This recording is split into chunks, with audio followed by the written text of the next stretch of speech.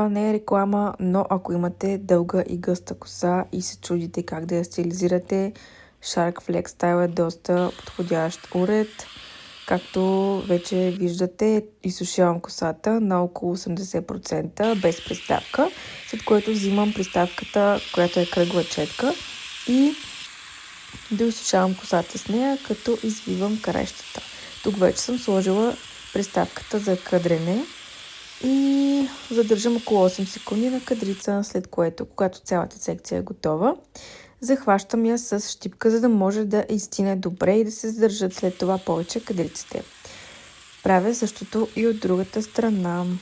Един недостатък в кавички на Shark пред Dyson е това, че Shark има две различни приставки, лява и дясна, и съответно трябва да ги сменяте, като при Dyson това не се налага. За мен обаче това не е съществен недостатък.